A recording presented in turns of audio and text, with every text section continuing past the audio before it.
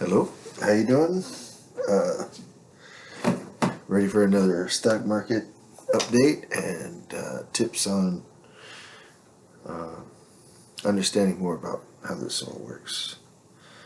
It is September 7th. I got a birthday in a couple of days. Well, you know, I made it this long. Anyways, let's get down to brass tacks. If you've been watching my videos, you're one of 5 people in the world. But you're lucky because in the propaganda and nonsense of the world, I'm the one telling you the truth. And I'm looking at myself as I record this, so I know I ain't much to look at. I'm like Jerry Garcia, I just wear the black t-shirt. I don't really care about Armani suits or dressing fancy or projecting a professional image. I'm the one you can trust. And if you watch my last videos, you know that I was telling you things are not right. While the media and Donald Trump and everybody is saying, oh, it's the greatest economy in the world, we're running doing great, blah, blah, blah. No, we're not doing great. And here's the way it works. The United States is a thief. They've always been a thief. The first settlers to come to the New World stole the Indian lands. They found very simple people. They made deals with them that the natives didn't understand what they were getting into. You know, would you have sold millions of acres for, $5 worth of blankets? No. The Indians just thought white people were stupid, and they were willing to take the 5 blankets, thinking nobody could really own the land. It was like it wasn't even a possibility. To an Indian, you existed where you stood. They didn't understand fences and property ownership and laws and all this other stuff that people brought over from England and Europe. And they took advantage of simple people. And then a couple hundred years later, they're over there in China getting these Chinese people hooked on heroin, stealing their industrial processes and all their gold and silver that they had accumulated for thousands of years. And that was the Industrial Revolution. I don't know if I've said this before, but the Japanese were making these samurai swords in the 1200s using high carbon steel, and Andrew Carnegie was busting out steel in the 1800s like it was something new. But the Japanese and the Asians had invented that centuries before. We're thieves. We're criminals. We got ran out of England by the Roman Catholics because we resisted, their rule and their authority, and we sought, freedom to do as we please. But we're thieves. We're drug dealers. We're pirates. Just anybody who says different is a fucking liar. So 1800s, late 1700s, early 1800s, to get the Chinese hooked on heroin, they drain the empire of China of probably 3,000 years worth of gold and silver, and they steal all their advanced technology and bring it to America, where they fuse it with industrial, the assembly line. And we were able to sell things cheaper than China because the trade routes from China to Europe have been set up, with warlords like the Persians and the Romans and the Huns and the Mongols, and everybody wanted a piece of the action. But now we bypassed all that. Christopher Columbus didn't do it in his lifetime, but we finished the deal. We built a railroad across America, and then from San Francisco, we could trade directly with China. We bypassed the the toll roads and the warlords and the taxes and whatnot on the old Silk Road. And then fast forward to World War II, where there's this guy named Adolf Hitler, and yeah, he hated the Jews. They invaded his land. He was trying to get rid of them. He was trying to maintain, racial purity. He was trying to preserve his culture. And after World War One, the Treaty of Versailles put all these really harsh reparations on Germany. The currency fell to crap, and the Jews bought up the German Deutschmark for pennies. I mean, like $1 was equal to like 1,000,000,000,000 Deutschmarks. And then the Middle Eastern Jews, they went to Europe, or they went to Germany with this money that they bought for basically nothing, and used it to buy up farms and businesses and family heirlooms and 14-year-old little girls, and they were ghetto fabulous. So in World War II, Hitler was like, fuck that. He tried to clean up his fucking country like Trump's doing now with these illegal immigrants. And, he taxed them. He told them, get the fuck out, or it's going to be bad. The Jews were stubborn. Some of them stuck around. They didn't want to give up the good life. These are ugly-ass fucking Jews. They're fucking beautiful fucking German girls. Why would they want to give it up, So Hitler starts killing them. But there was other aspects of what was going on at the time.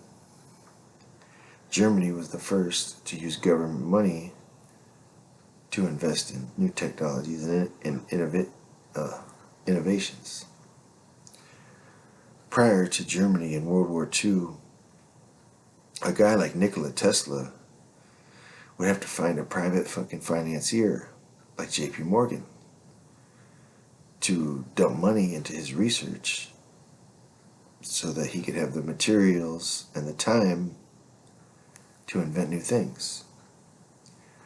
And luckily for us, JP Morgan did do that for Nikola Tesla. JP Morgan used all that heroin money that they made selling in China to invest with guys like Thomas Edison, and later on Nikola Tesla and Westinghouse. And so for an inventor or an innovator, they got no financial support. I mean, it's hard telling how many people have come and gone that had world-changing ideas that just never had the backing. Like Howard Hughes' father. He was just a traveling salesman who stopped at a bar in West Texas one day, and he met an inventor who had invented a new drill bit to get through, the bedrock for hundreds of feet below the Earth's surface to tap oil reserves we couldn't normally get to. And Howard Hughes bought this invention for $150, just sitting at the bar. If that inventor had had government backing, that guy would have been the one that made trillions of dollars instead of Howard Hughes and his family. You got to be able to market it. You need investors,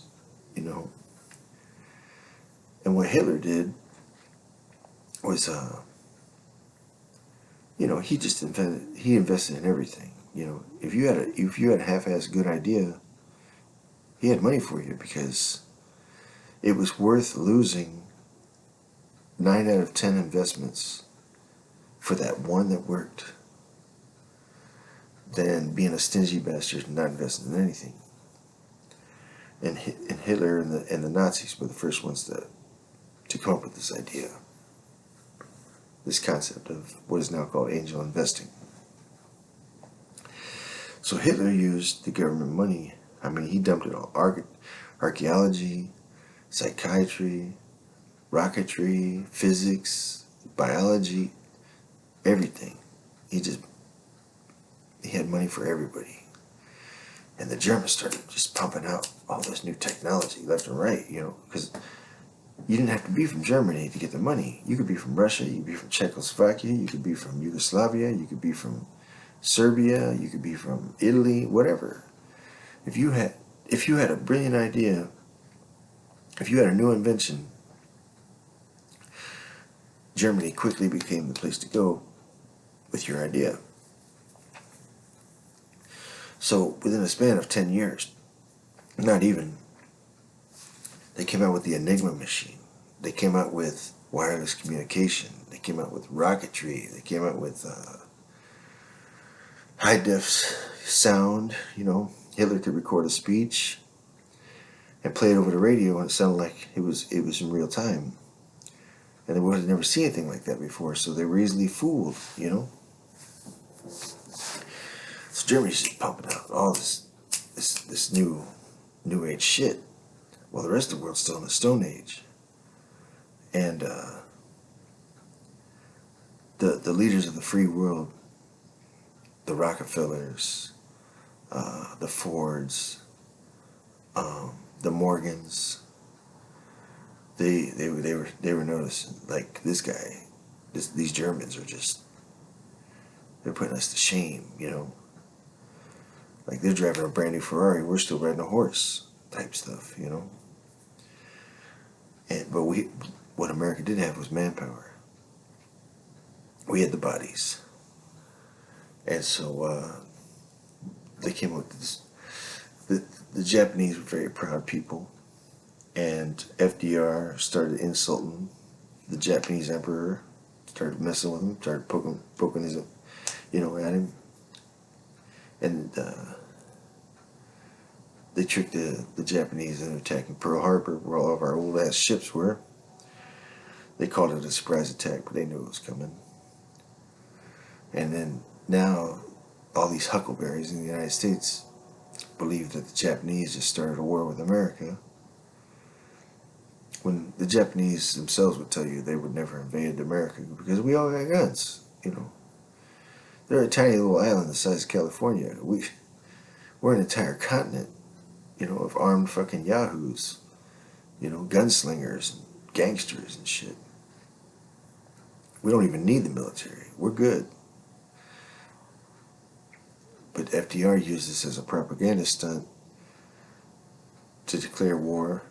Okay, so the Japanese attack us, but what's our first move? We go fight the fucking Germans in North Africa. Just like 9/11. It was 19 Saudi Arabians that blew up these twin towers in the Pentagon. Why wouldn't we go to war with Saudi Arabia? They're the ones who did it. Instead, we go to war with Iraq and Afghanistan. Saddam Hussein didn't have anything to do with 9/11. The Taliban and Osama bin Laden didn't have anything to do with 9/11. It was Mossad and Saudi Arabians. Yet, we never invaded Saudi Arabia. We invaded Iraq and Afghanistan instead. It was the same thing in World War II. The Japanese started the shit. Okay? They found a weakness. They found a prideful emperor in Japan. And they provoked him. They agitated him into striking us. And we went to war with the Germans, because the Germans is what we really wanted. We wanted that technology. We wanted those scientists.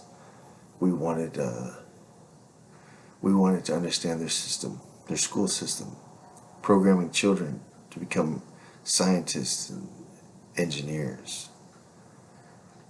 And that's why we fought World War II. And sure enough, we captured all these. Like, I got a friend from church. She's about 83 years old, and she was a small child in World War II when her father was a psychiatrist from Yugoslavia, and her mom was a linguist from Germany, and they had been sent to Paris to reprogram French children into believing they were part of an ancient Germanic people called Aryans. And they used the school system to brainwash little kids. And they were trying to wipe out French history and replace it with German history. And, but, the Americans and English invaded. We captured France. And we captured all these people: scientists, engineers, school teachers, principals, uh, economists, factory managers, all that stuff. The entire German society was captured, and it was called Operation Paperclip. And we took all these people. Some of them we already knew about, like the famous ones, like von Braun. He was a no-brainer. We took him right to Huntsville, Alabama, and started what is called NASA now, Space Administration. But the ones that we didn't know, like the average blue-collar, middle management type person, they rounded up all the Germans. I mean, everybody, and they shipped them off to these little islands off of Brazil. My friend her family went to an island off of Sao Paulo where they were Americanized. They went to school to learn how to speak proper English, and they were sorted out. Like let's say you're a prison guard in Auschwitz, and you're the one running the gas chamber, right? And you're an asshole. You don't want to admit that that's what you did, So you church it up, you minimize it. You say, "Oh, I was a cook at Auschwitz," or I was a, I was a patrol cop. I gave people speeding tickets, or I worked in civil service. I helped build the autobahn or whatever. Everybody's lying, trying to get through this. You just got captured by the enemy, and you don't want to admit you're a piece of shit, right? So they round up all these people. They send them to these islands where these American soldiers are watching them 24 hours a day. My friend said she was there for 5 years. And, because people are going to tell a lie. It works in the first 5 minutes. But after 2, 3, 4 years, the truth will eventually come out. So after about 4 or 5 years, they figure out who's who.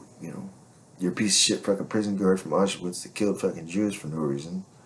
Or you're a linguist that went to fucking Paris to learn how to fucking teach fucking French children how to speak German. Or whatever. Whatever role you played in this great fucking society that Hitler was trying to build, which it changed the world, The innovations and the management style, the techniques, utilizing every human being to get the potential out of them. It changed the world. So these captured Germans would go to these islands off of Brazil, and it was basically like a cattle sorting pen. Oh, you're a school administrator. Oh, you ran the public school system in Paris for the Germans. Oh, okay. Well, go to Chicago, and your wife can go with you. She can become a special educator or something, And then my friend, she grew up and she worked in the Chicago public school system too, because that's what her parents did. But this Operation Paperclip brought all these Nazis to America. If they had value, school administrators, factory management, engineers, scientists, doctors, psychiatrists, whatever, we incorporated them into the American culture because we're all German and English anyways. It's all Anglo-Saxon. And if they were a piece of shit, if they were a problem, like they used to be in the boss, they can't be a part of our society. And they shipped them off to fucking Argentina, Everybody makes it out to be like the Nazis jumped on a submarine and escaped to Argentina. No, this was the American government that did this, the military. All right? If you're the angel of death at a fucking, at a fucking work camp, Auschwitz or whatever, we ain't got no place for you in America, man. We ain't got no executioners here. We don't need you. Go to fucking Argentina and live out the rest of your life, because we might need to ask you some questions later. And that's how it is. That's what Operation Paperclip was all about. And it wasn't 10, 12 scientists. It was thousands and thousands. The entire German society was stolen by the American government and the Russians. You know, most of those scientists, they figured they'd be better off with Americans because those Russians are authoritarian. Like, they'll chop your head off for littering on the side of the road. You know, there's no love. America, we were a little more easygoing and relaxing, and we had more money from that opium wars, you know. So a lot of Germans would actually head east and turn themselves over to the American soldiers. They get captured by the Russians. And that's why we won this technological race. Everybody wanted to be a part of America. Like I said, Operation Paperclip, you can Google it. And whatever they tell you, just times it by 100. Because my ex-wife, her grandfather, was a 14-year-old German boy who was already going to school to be a mechanical engineer. And they captured him, they sent him to the islands, and then they took him to Nebraska, where he worked for International Harvester. No college degree, no high school education, and he instantly started designing tractors for International Harvester in the 1950s. And by then he was a young adult and started his own family and all that. So it wasn't just like world-renowned scientists like von Braun or Mengele. You know, it was also, you know, the assistant supervisor at Schindler's fucking factory or whatever. Because we could bring these people over to America and they could teach us what the hell they were doing over there in Germany. We're thieves. You know, that's the point I'm trying to get to here. The American government is a thief. It's a mafia. You know, we've been running drugs and stealing technology. That's our whole existence. You know, and that's what America does. Well, the rest of the world's starting to figure this out now. You know, once we create enough victims, they start talking. You know, the Chinese are like, yeah, they stole our porcelain, and they stole our gunpowder recipe, and they stole our you know, how to make paper out of pulp, and how to weave fucking silk, and all this shit. You know, we didn't have silk; we had to use cotton. But that's what's going on. And so the peak of the United States of America was just after World War II. You know, and I can see this is running long. I've been drinking, so we had the advantage in the 1950s.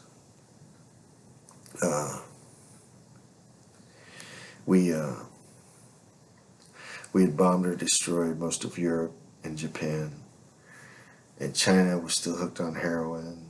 They were just starting to get over it, and South America, Africa, the Balkans, you know, Middle East, they were all in the Stone Age still. They were left behind. So America pretty much had a strong advantage in everything.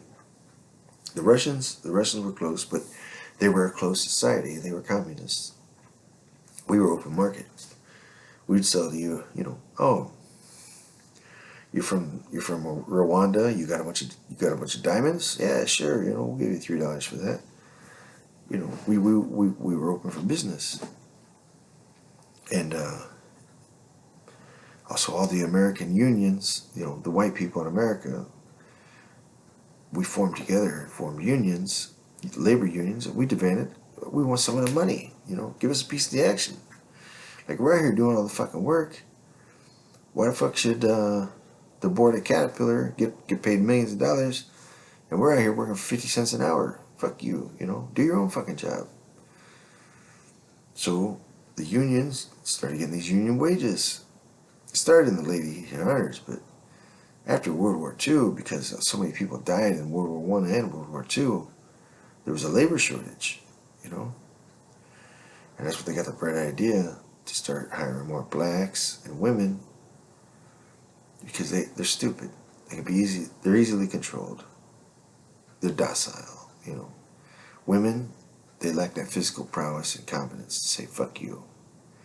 And a black man was raised to be physically adept, have strong physical abilities, but mentally they're retarded and they're easily controlled because for centuries, they learned not to stir the fucking pot or challenge the fucking authority. They bitch, they whine, complain like women, but they really won't do much. At least not. They used to. It's changing now. But these super billionaires, they're not community type people. They're greedy and they're selfish and they're tyrants, and they want full control and they want everything for themselves. And they don't care if other people starve to death because they'll just replace you with another generation. So the problem is white people like myself, they organized. They started forming unions. Collectively, fuck you. We'll go starve to death before we work for you for 50 cents a day. We want $20 a day. And at first, these industrialists, they had to pay it. So then they decided, fuck you, we're going to destroy the white culture because you people are too hard to work with, basically. So they started promoting mixed races and trying to destroy cultural identity here in America. And they did it. So America pretty much peaked in the 1950s. Plus, Japan bounced back in the 50s and 60s. They started jumping into the car market. Toyota, Honda, Mazda, and all them guys. They started taking a bite out of our auto markets. They started, putting a hurting on Ford and GM and Dodge. Europeans bounced back. They rebuilt their nations after World War II. We had, Rolls Royce and Jaguar and Audi and Mercedes and BMW and whatever the hell is Ferrari. More and more competitors. JP Morgan would tell you the worst thing for business is competition. And it just kept going. And then these stupid fucking hippies, boomers, me generation assholes, they flexed their fucking muscle in the 60s and early 70s, and they ran Richard Nixon out of office. He was the president. Well, Richard Nixon, he was pissed. He wanted to get even. So he went straight to China, and he told China what they needed to do to defeat the United States of America. And Nixon understood currency, he understood manufacturing, he understood it all. So from China opened their fucking markets in 1976. And they've just been eating away at it, man. It started with the textile industry, and then mining, and then, metallurgy, and steel manufacturing, and aluminum. And they started doing electronics and making their own cell phones. And now in 2025, Elon Musk built up this electric car company called Tesla, and BYD in China just steamrolled right through him, man. Like, Elon Musk is trying to sell a Cybertruck for $100,000, and it looks like a garbage can with 4 wheels, And the BYD Shark is a very stylish fucking pickup truck, and it's got an onboard generator to give you unlimited miles. The Tesla ain't got no onboard generator. It's a piece of shit. It's electric only. Once your battery goes dead, you're fucked. But the Shark BYD, once your battery goes dead, it's got a little 5-gallon fucking gas tank. You can run this fucking electric generator and recharge the battery all within the vehicle. You don't need a charger. You don't need to pull over. So the Chinese whipping their ass in that. And now, July 3rd, Donald Trump, we weren't getting any rare earth metals or magnets from China, and our industries were starting to shut down. So Trump agreed to lift certain sanctions on China, and one of them was to allow them to use chip design software. Basically, it's a computer program that you can design computer chips with. Well, once China had access to that, now they can reverse engineer NVIDIA's Blackwell chip and uh, whatever else the hell they want to do. And America used to have this America and England with ARM Logistics or ARM, whatever the hell they're called. Uh, we were ahead of the world. We had these advanced computer chips nobody else could get. Nobody else could figure out how we made them or whatever. And now China can do that. So now they're eating up our semiconductors. Samsung's going out of business. Intel's going out of business. All these companies that relied on selling computer chips to China to make refrigerators and cars and whatever else, China don't have to buy our semiconductors no more. So that's another industry that the damn Chinese are taking over. And at the same time, because for the last 100 years, America has hit these other countries with economic sanctions. Like Cuba, that's a perfect example. Or Iran, or Russia, okay? If you oppose us, if you refuse to go along with what we want, fine. We're going to cut you off. You ain't going to get no more bananas and mangoes and, you ain't going to get no more spark plugs for your cars and whatever else, because we controlled every industry. We controlled all the advanced manufacturing in the world for a long time. But that's not the case anymore. China has become a competitor. So now they're taking a step forward. They're saying, all right, look, forget the U.S. banking system, man. We're going to have our own banking system. We're not going to use the U.S. dollar to buy oil from Saudi Arabia no more. We're going to use our own money. And Saudi Arabia is going to sell it to us because they want to buy our manufactured goods. So China's going around saying, I'll take this, I'll take that, I'll take this. They're trying to run water pipes up to Russia to drain that Lake Bakil or whatever the hell it's called. And they're going to run the water down to the Gobi Desert, and they're going to hydrate the desert, and they're going to create agriculture using Russian water that they're going to pipe down from Irkutsk in Serbia or Siberia. I mean, Russia does have a lot of water, and it's too damn cold to really populate. So the Chinese want to take the water from the Arctic Circle down to the desert, farm the fucking desert, and they're going to do it. But this is something called the BRICS Alliance. Brazil, Russia, India, China, and South Africa were the original members.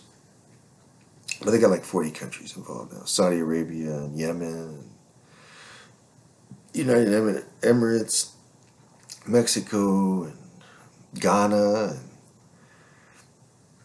oh goddamn world. 40 countries out of 176, and like almost 50% of the population are ready to fucking end the dollar use, stop doing business with the United States, and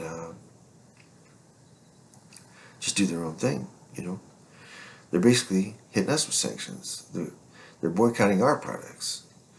They're saying, we're not going to buy American agriculture no more. So and one thing that's important to understand if you're watching this video is the United States of America, we didn't just have advanced technologies and manufacturing infrastructure. We also had, we ran trade through our country.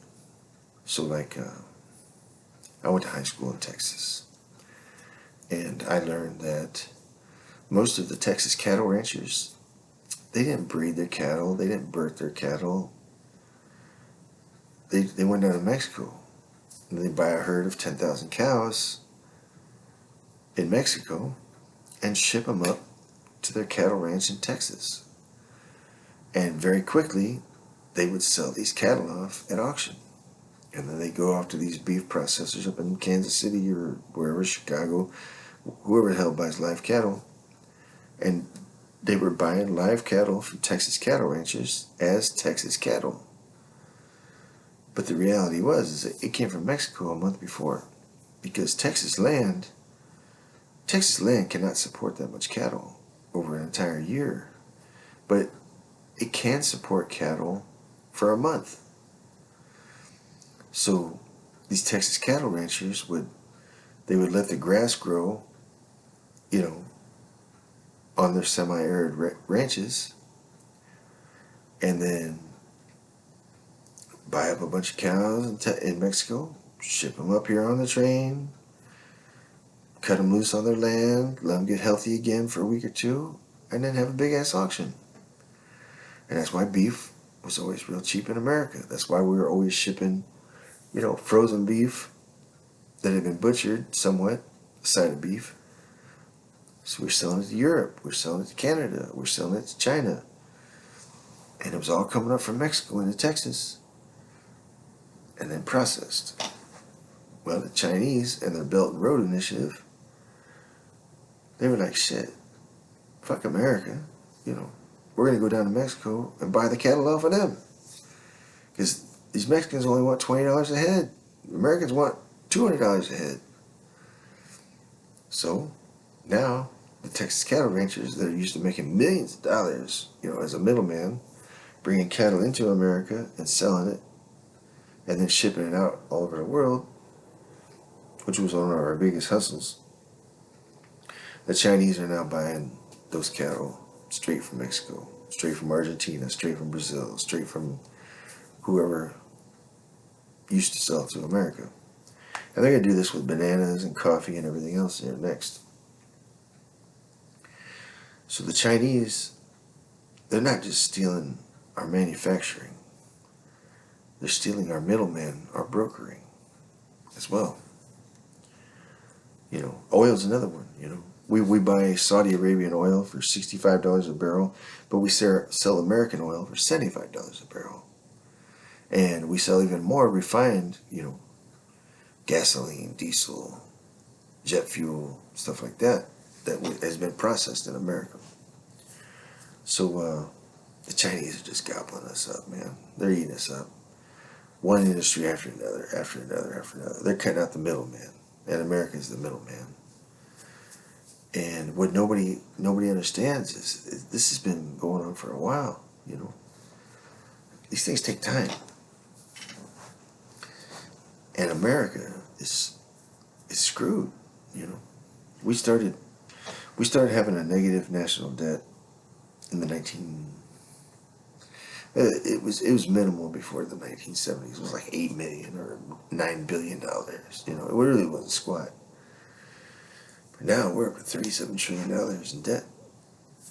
And we're adding about 10% and more debt every year because we're living off of debt. America is an unemployed family living off of their old credit score.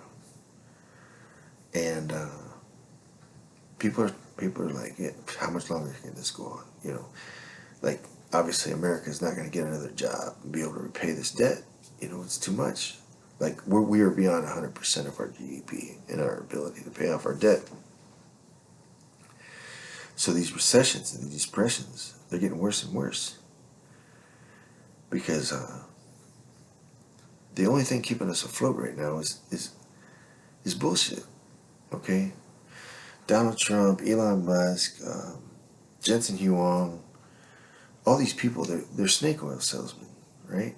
They go to Saudi Arabia and they say, oh, we got artificial intelligence, it's gonna change the world, it's the next step in evolution of, manufacturing and all this shit. And he gets these fucking Saudi Arabians and the Norwegians and all these fucking people to cut loose on the money that they fucking made off of us over the fucking last century and buy stocks in companies like Nvidia or Meta and whatever, and they trick all this money to come back into the American stock market, and then they can take that money and buy government bonds, municipal bonds, junk bonds, whatever, corporate junk bonds, And it keeps the system going a little bit, you know. It's kind of like a fiscal hustle. You know, we got monetary policy, we got fiscal policy. These snake oil salesmen like Trump who promise the fucking moon if you invest with us. It's like a fiscal hustle, you know. They're tricking foreign investment into coming into our country. And I'm not so sure this AI shit's gonna work. It might, but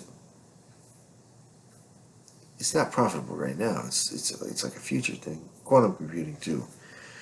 They just throw all these ideas out there to these foreign investors to try to direct some cash into our direction and make the world think that we're like 10 steps ahead militarily and whatever else, which we probably are at this point. But China is, man, they're catching up. They got the manpower and they're getting the technology. And another big thing that people need to consider is the labor cost. So in the 1950s, like I said, excuse me, I gotta blow my nose. In the 1950s and 60s, even though the unions had been started 50 years before that, in the 50s they really got a big chunk of the pie, you know. Caterpillar needed workers. Caterpillar had better health insurance than the United States Senate in the 1980s. My grandma had it. And the unions really like took a bite out of the pie. And then the civil rights and equality movements that got women and minorities into the workforce, they didn't stop. They kept wanting more and more and more. Free housing, free food, free health insurance, free fucking schooling, free school lunches, free, you know, whatever. And these Democrat politicians that want to get elected was like, yeah, I will give you a free bar of gold if you elect me, you know. And it was just tax after tax. I mean, I can remember being a kid in the 1970s, and sales tax was only like 0.5%. You know, you had to buy like 10 cents worth of candy before you had to pay a penny. You know, now it's over 10%. You got state income tax, you got federal income tax, you got sales tax, fuel tax, sin tax, alcohol tax, cigarette tax, utilities tax. You know, you go to a strip club, you got to pay $5 to get in to the government. You know, gambling tax. Companies are required to pay into unemployment insurance funds, have liability insurance. You gotta buy auto insurance. You gotta buy, you know, health insurance. Pretty soon they're gonna start charging you to have a fucking grave, you know. But there's all these, and it's not just the federal government. It's the state government. It's the county government. It's the city government. It's the fire department. It's the fucking community college. It's the public schools. It's the fucking library system. Everybody's fucking taxing the shit out of you to give their fucking cousin or their nephew a fucking high-paying government job. Or donate, like the new hustle is the minorities. You know, they give money to this charity to help mentor, you know, what do they call it? Basically like fucking, like slacker fucking kids, you know. Trying to save them from being criminals someday. I forget the name of it, but at-risk youth, that's the name of it. So the government is paying these fucking phony-ass charities to help at-risk youth, and it's all a scam. You know, they buy 4 T-shirts and put them on a stupid kid, and once a month they bring them out, take a picture. But the charity administrator is making fucking $300,000 a year, being given taxpayer money from a city like Peoria where I live. It's all a scam. It's a shell game to tax the working class and give it to the fucking welfare fucking criminals. And it's going on all over the country, on every level. Wherever you see black people, the city, the country, the state is going into the fucking third world status. Because they're just draining, they're ripping off the fucking system. Well, China and Russia ain't got those problems. So they don't have high labor costs from leftover from World War II, from the unions. They don't have black people ripping off the fucking system. They don't have old ass fucking boomers who still think it's 1974 that want to fucking, appease their white guilt or whatever, like America's hamstrung with some fucking legacy type shit that's fucking everybody up. And the leaders of these companies, they know it. It's cheaper to go to Mexico.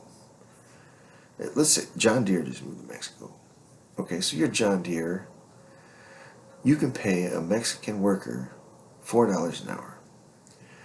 No matching Social Security, no matching Medicare, no 401k, no health insurance, no whatever the hell else it costs a fucking company to run shit in America. Plus, in America it's like $40 an hour. And by the time you incorporate all the other extra costs, it's like $100 an hour to employ an American. Whereas in Mexico, it's $4 an hour. That's it. No fucking mandatory insurance, no unemployment or no unemployment insurance fund, no fucking high taxes, no property taxes, no, none of that shit. So John Deere can go down to fucking Mexico and build their tractors now. Well, Donald Trump's saying, all right, we're going to tariff you. We're going to tariff you 25%. Well, John Deere is like, go ahead. Because America ain't the only place they sell their tractors. They sell tractors in Argentina. They sell tractors in Brazil. They sell tractors in Honduras. They sell tractors in Guatemala and Mexico and Panama or wherever. They don't need the American market like they used to. The American market is like one of a dozen now. It used to be the only one, but now it's one of a dozen. Everything in North and South America is buying farm tractors and implements. So if somebody does want to buy a John Deere product in America, it's not going to make or break them, And that's something that Trump and all these other people haven't figured out yet, is that the insane labor cost and the government taxes, plus OSHA, the EPA, all these people in here fucking, you got to pay an APA inspector to be on site at your factory. You got to pay an OSHA inspector to be on site at your factory. You got to pay HR people to deal with sexual harassment and discrimination crap. You got to pay extra accountants for this complicated, payroll taxes. Now in Mexico, you ain't got none of that. No EPA, no OSHA, no accounting, no HR, none of that. They don't need it. It's not required. All these little hidden taxes and hidden scams the government hits the company with that over the years has driven them away. And nobody cares. America's done. We're fried. It's over. The scam, there's just too many hands in the pot, basically. And as I do this September 7th, 2025, I said it before, that the government lies. They put out false reports to try to make everything look good. And the bankers are involved in it. And there's something called the J.P. Morgan collar, okay? And basically there's this big-ass hedge fund run by J.P. Morgan. And they either, sell calls or puts or whatever. And they can single-handedly make the stock market go up or down by 10% every quarter. It's called the J.P. Morgan collar. You can collar like the collar on my shirt. You can Google it. You can research it.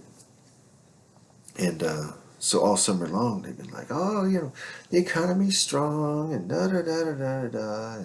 We're growing at credible rates, Unemployment's low and blah, blah, blah. These news media outlets like CNBC or whatever, if they don't want to lose their FCC license to be a broadcasting network, they have to please the damn government, tell them, be a tool of propaganda in order to make their damn money. So they've been like, oh yeah, no, the economy's doing great, oh, the company's recording record earnings and blah, blah, blah. Well, yeah, they're recording record earnings because of inflation. But anyways, they've been lying and bullshit all summer long. So now it's time to lower federal interest rates because the sand's run out of the hourglass. They can't bullshit any longer. You know, companies are laying off all over the place. Factories are closing. You know, businesses are shutting down. They can't lie and BS anybody anymore. Credit card debt's at its all-time high. Foreclosure rates are up there. 25% of the nation's commercial real estate is empty. It's done. There's no, you can't bullshit no longer. But the banks, they needed time because they were stuck in July going long on all their investments. If it went south, they were screwed. They wanted to wait till October to have the recession hit so that they could sell their puts in the options market in the first week of October before the big sell-off happens in mid-October. And we're about a month away from that. It's going to happen. And then we're going to enter a state of recession for about 12 to 18 months, depending on when they want to pull the plug and put everything back together. But it's going to, these banks that are having record earnings and, record deposits, a year from now, they're going to be begging the government for a bailout because they're going to be broke. The nation's banks are going to be failing. The Federal Reserve has something called the reverse repo facility, which is a big-ass fund to bail out banks on toxic fucking loans. And it went from $7 trillion down, we're down to about $3 trillion right now. We haven't even hit the recession yet. It hasn't even started. So when that recession hits, it's done. It's over. That reverse repo facility is going to be wiped out. And then the banks, they're going to have to start sweating the people that got the loans. They have to start foreclosing. They have to call in these debts, these credit card debts, and repo the cars, and it's gonna be a giant shit show.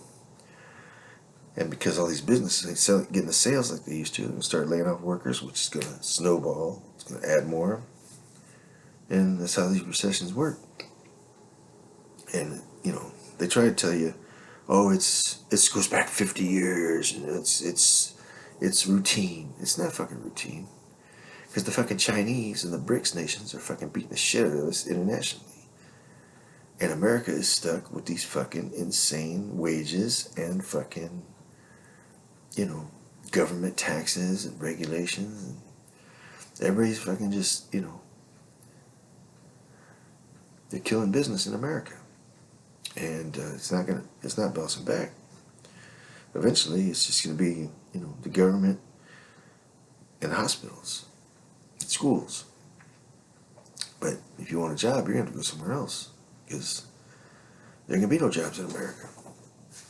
And we're used to making, $25, $30 an hour. They ain't gonna work no more.